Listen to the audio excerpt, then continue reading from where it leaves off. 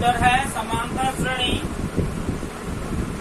प्रश्नावली है 5.1। सवाल है 1 नंबर का 1 नंबर।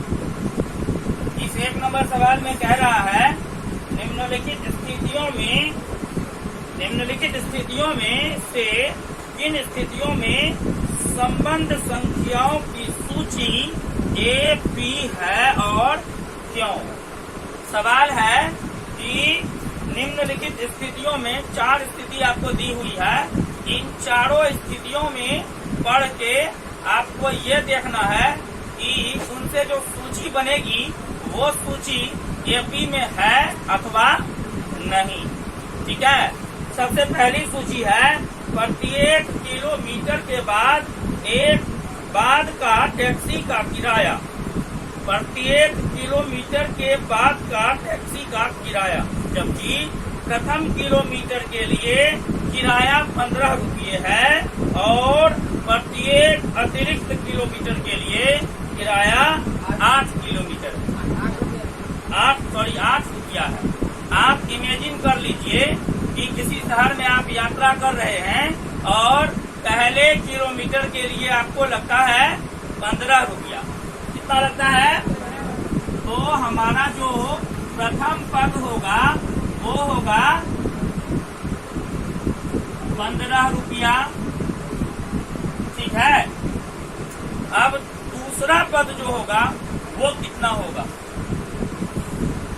दूसरा पद होगा 2 किलोमीटर तक, तो 1 किलोमीटर का 15 रुपया। उसके बाद प्रत्येक किलोमीटर का कितना हो जाएगा? 8 रुपया। ठीक है। तो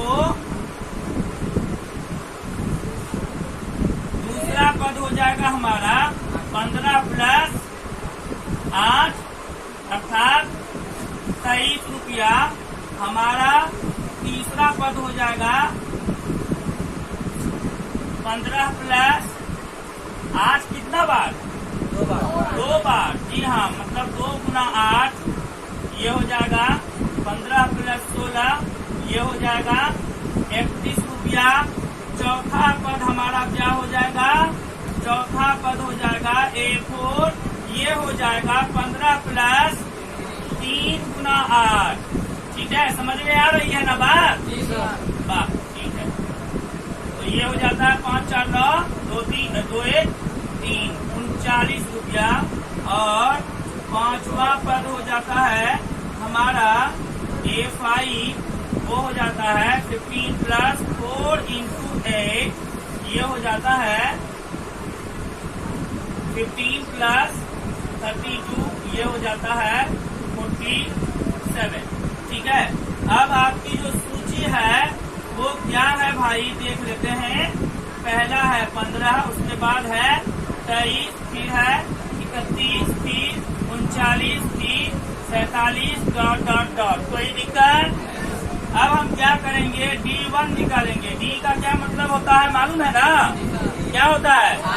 सारबंतर। D का मतलब होता है डिफरेंस, कॉमन डिफरेंस इसको बोलते हैं। ठीक है। और इसका हिंदी होता है सारबंतर। वो होता है प्रत्येक 2 पदों का अंतर। तो हम पहले 2 पद का अंतर निकालते हैं। A2 घटा A1, ये हो जाता है 23 घटा 15। आगे 4 नंबर में आपको जो सवाल है वो यही सवाल है। आपको बहुत सारी सूची दी हुई है, उनमें से सभी सूची में D1 D2 D3 निकाल करके देख लेना है कि वह बराबर है अथवा नहीं। ठीक है ना? अगर बराबर है तो वह एपी में है और यदि बराबर नहीं है तो वह सूची एपी में नहीं है। चलिए ठीक है। तो D2 बराबर निकाल के देखते हैं। ये हो जाएगा दूसरे 2 पदों का अंतर। तो ये हो जाता है A3 माइनस A2, ये हो जाता है 31 माइनस 23, ये हो जाता है 8। D3 बराबर भी देख लेंगे। ये हो जाता है A4 माइनस A3, ये हो जाता है 39 माइनस 31, ये हो जाता है आपका कितना? 8 हो जाता है। प्रत्येक स्थिति में आप ये देख रहे हैं कि D1 जो है यह D2 के बराबर है और यह D3 के बराबर है। इसलिए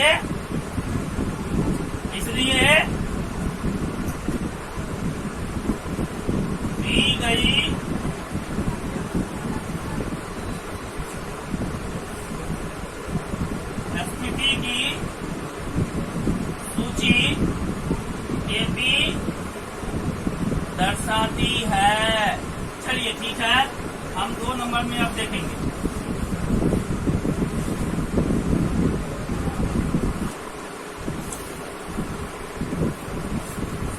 नंबर 2 है इसमें, किसी बेलन में उपस्थित हवा की मात्रा जबकि वायु निकालने वाला पंप प्रत्येक बार बेलन की शेष हवा का 1/4 भाग निकाल देता है। एक बेलन है और उसमें से एक पंप से हवा निकाल रहे हैं। उस पंप का काम है एक बार में जितना भी हवा है उसका 1/4 भाग निकाल देना। ठीक है, तो मान लेते हैं कि बेलन में x मीटर क्यूब हवा है, मान लेते हैं। ठीक है, सवाल नंबर 2, माना कि बेलन में x मीटर क्यूब हवा है। ठीक है, अच्छा ठीक। इसका पहला पद कैसे निकलेगा भाई? x में से वो पंप क्या करेगा? x का 1/4 भाग हवा निकालेगा। x माइनस x गुना 1/4, x माइनस x/4, यहाँ भी बट्टे में कुछ नहीं तो 1 हो जाएगा, ये हो जाएगा। 4 में 1 से भागा देके 4, 4 को x से गुना करके 4, 4 में 4 से भागा देके 1, 1 को x से गुना करके 1, ये हो जाएगा 3x/4। यदि बेलन में x मीटर क्यूब हवा है तो उसमें से 1/4 निकल जाएगा। जब 1/4 पार्ट निकल जाएगा तो x में से x का 1/4 घटाएंगे, वो हो जाएगा x माइनस x/4 और उसको घटा के हो जाएगा 3x/4। अच्छा ठीक है, दूसरा पद कैसे निकालेंगे? दूसरा पद कैसे निकालेंगे? दूसरा पद कैसे निकालेंगे देख लीजिए। सवाल का कहना है कि बेलन में जितना भी हवा हो उसका 1/4 भाग निकाल देगा। तो हर बार बेलन 1/4 भाग निकाल देगा। तो अंतर क्या होगा? पहले x था, लेकिन अब उस बेलन में 3x/4 मीटर क्यूब हवा ही बचा हुआ है। उसमें से 3x/4 का 1/4 भाग निकल जाएगा। 3x/4 माइनस 3x/4 मल्टीप्लाई 1/4, ये हो जाएगा 3x/4 माइनस 3x/4 4 जा 16, ये हो जाएगा 16। ये 16 में 4 से डिवाइड करोगे 4 होगा, 4 को 3 से मल्टीप्लाई करोगे, हाँ 12 हो जाएगा। 16 में 16 से भागा दिए कितना हो जाएगा?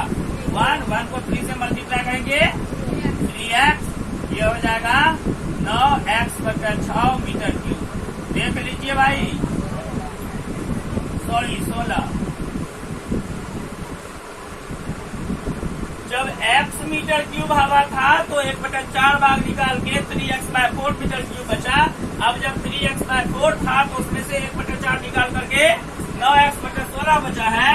इसी प्रकार से तीसरा पद भी देखेंगे, 3x minus 4, 3x/4 minus 9x, अब 9x बचा हुआ है, 9x/16 माइनस 9x/16 का 1/4, ये हो जाएगा 9x/16 minus 9x/16 multiply 1/4, 9x/16 minus ये हो जाएगा 9x/64, ये हो जाएगा 64 और 16 का एलसीएम 64 होगा। इसमें इससे डिवाइड करके 4 और उसको गुना करके हो जाएगा 36x माइनस 9x, ये हो जाएगा 27x/64 मीटर क्यूब। इसी तरह से चौथा पद निकालेंगे तो ये हो जाएगा 27x/64 माइनस 27x/64 का 1/4, ये हो जाएगा 27x/64 माइनस 27x/64 गुना 4 216 होता है मेरे अंदाज से। ठीक है, गुना करके देख लेंगे। 27 बटे ठीक है 200, हम तो एक बार में ही गुना कर दिए है ना। चलो ठीक है, 216 यहाँ पे 4 हो जाएगा, यहाँ 108x माइनस 27x क्या हुआ 216 हो रहा है ना, 256 हो रहा है, 256 ही होना चाहिए। ठीक है 64 4 हाँ 256 हो रहा है। ठीक 8 में से 7 बटा 1 बचा, 10 में से 2 बटा 8 बचा 81/256 x मीटर क्यूब। चलिए ठीक है, अब ज्यादा नहीं करना है हमको। ठीक है, सूची निकाल देते हैं फटाक से, सूची निकाल देते हैं।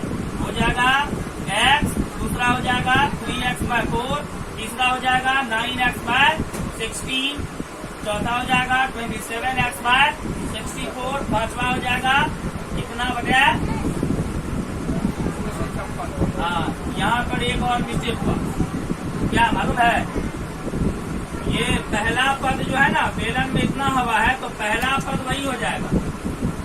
पहला पद जो है वो x मीटर क्यूब ही हो जाएगा, ये होगा। हाँ दूसरा पद ये हो जाएगा, तीसरा पद और ये हो जाएगा, चौथा ये हो जाएगा। हाँ डॉट। चलिए ठीक है, a बराबर हो जाएगा d1 बराबर निकालेंगे तो ये हो जाएगा a2 माइनस a1। a2 है हमारा 3x/4, a1 है x/1, ये हो जाएगा 4, 3x माइनस 4x, ये हो जाएगा 4, यहाँ पर हो जाएगा माइनस x।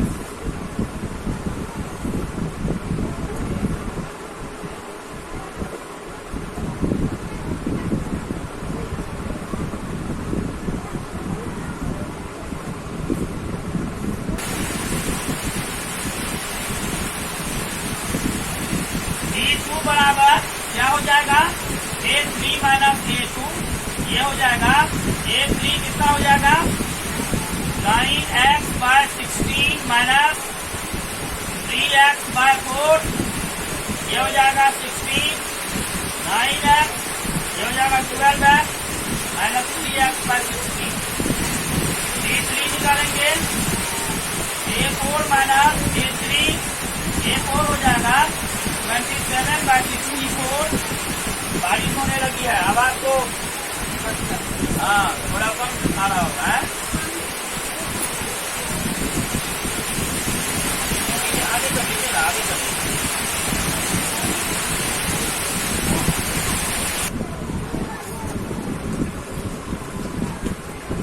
माइनस 9x/16, ये हो जाएगा 64, यहाँ 27x ही रहेगा, माइनस ये हो जाएगा 36x, घट जाएगा माइनस 9x/64 हो जाएगा।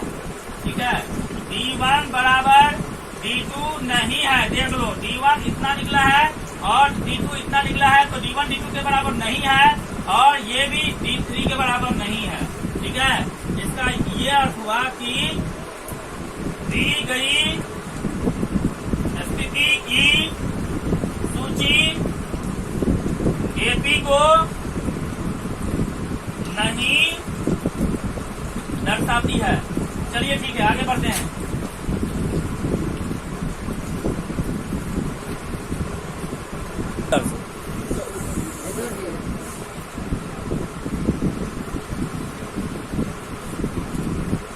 सवाल नंबर 3, सवाल नंबर 3, प्रत्येक मीटर की खुदाई के बाद एक कुआं खोदने में आई लागत, जबकि प्रथम मीटर खुदाई की लागत 150 रुपये है और उसके बाद प्रत्येक मीटर की खुदाई की लागत 50 रुपये बढ़ती जाती है। ठीक है, अच्छा ठीक है, देख लेते हैं। प्रथम पद क्या हो जाएगा हमारा 150 मीटर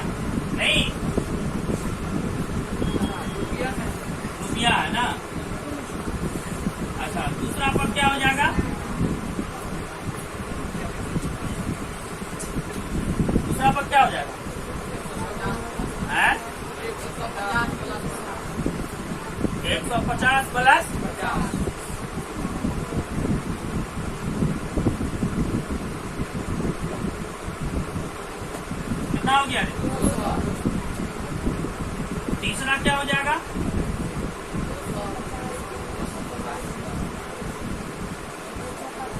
150 प्लस 2 गुना 150, 2 गुना 50 ना,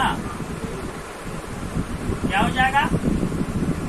150 प्लस 100, 250। चौथा क्या हो जाएगा? 150 प्लस 3 गुना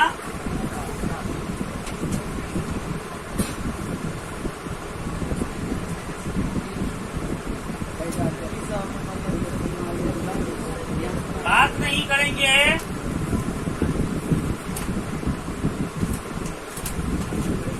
इतना ही रहने देते हैं, ठीक है। सूची बना लेते हैं। क्या हो जाएगा? 150 comma 200 comma 250 comma 300 dot dot dot D1 बराबर, ये A1 है, A2 A3 A4, तो D1 बराबर क्या हो जाएगा? A2 घटा A1। D2 बराबर क्या हो जाएगा? A3 घटा A2। D3 बराबर क्या हो जाएगा? A4 घटा A3। ये हो जाएगा आपको 150 नहीं, 200 माइनस 150, 300 माइनस 250 माइनस 200, 300 माइनस 250, यहाँ भी 50, सारा 50 ही निकल रहा है। इसका क्या मतलब हुआ? D1 बराबर है D2 के बराबर है D3 के, अतः दी गई स्थिति की सूची AP को दर्शाती है। हो गया, इतना ही है बस।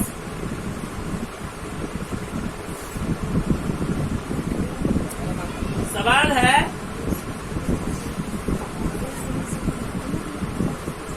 खाते में प्रत्येक वर्ष का मिश्र धन का आपको हिसाब लगाना है, जबकि 10,000 रुपये की राशि को 8% वार्षिक की दर से चक्रवृद्धि ब्याज पर जमा की जाती है। मूलधन कितना है? 10,000 रुपये। दर कितना है? 8% वार्षिक। समय की बात नहीं है अभी। इसका प्रत्येक वर्ष का मिश्रधन हमको निकालना है। तब देखेंगे कि प्रत्येक वर्ष में जो वृद्धि हो रही है वो AP दर्शाती है कि नहीं, वह वृद्धि एक समान है कि असमान। प्रत्येक वर्ष में उतनी ही वृद्धि होती है कि थोड़ा अधिक, ये देखना। इससे आपको ये भी मालूम चल जाएगा कि साधारण ब्याज का जो चक्रवृद्धि मिश्रधन निकलेगा वो AP में होगा कि चक्रवृद्धि ब्याज का जो मिश्रधन निकलेगा वो AP में होगा। इससे आपको थोड़ा सा कम से कम, अगर ज्यादा नॉलेज नहीं है, अगर नॉलेज है साधारण ब्याज चक्रवृद्धि ब्याज का तो अच्छी बात है, और यदि किसी को थोड़ा कम है तो दोनों में अंतर जरूर नजर आ जाएगा कि साधारण ब्याज में क्या है और चक्रवृद्धि ब्याज में क्या है। ठीक है, इसमें खून का शोषण अधिक होता है। ठीक है ना, चलिए पढ़ते हैं। ठीक, पहला पद, ठीक, इसको ऐसे लिखेंगे, प्रथम वर्ष का मिश्रधन। मिश्रधन का अंग्रेजी अमाउंट होता है, इसको आप A बोल सकते हैं। प्रथम वर्ष के लिए A1 बोल सकते हैं। ठीक है, चलते हैं आगे। इसका फॉर्मूला होता है मूलधन इंटू, एक बार ही फॉर्मूला लिख रहा है, फिर नहीं लिखेंगे, 10/100, इसके पावर में समय होता है। ठीक है ना, तो ये हो जाता है 10,000 इंटू 1 प्लस 8/100, इसके पावर में पहला वर्ष का मिश्रधन इसमें 1 देंगे, ये हो जाएगा 10,000 गुना ये हो जाएगा 1 प्लस ये हो जाएगा, इसको काट देते हैं पहले, 2 चौके 8 और 25 चौके 100, 1 प्लस 2 बटा 25, ठीक है ना। ये हो जाएगा 10,000 गुना ये 1 प्लस 2/5 को कर लीजिए, क्या हो जाएगा 25 हो जाएगा, ये हो जाएगा 25 और ये हो जाएगा 27 हो जाएगा, 27 बटा 25, ठीक है। काट देते हैं, 25 चौके 100, ये गुना करने के बाद हो जाएगा 108, 10,800 रुपया। प्रथम वर्ष में हो गया वो कितना, 10,800 रुपया हो गया है, ठीक। अब हम चूंकि पैसा जमा किए हैं बैंक में हम कहता है खाते में बोल रहे तो बैंक हुआ, तो 1 वर्ष में 800 रुपया बढ़ गया, तो चलो ठीक है, अच्छा लाभ हुआ, नहीं अच्छा लाभ हुआ। हमसे जब चक्रवृद्धि ब्याज लेने लगे तो शोषण होगा, नहीं है, बोलिए होना चाहिए शोषण। चक्रवृद्धि ब्याज लोगे तो अच्छी बात, लोगे तो शोषण है, ऐसे बैंक चक्रवृद्धि ब्याज नहीं देती।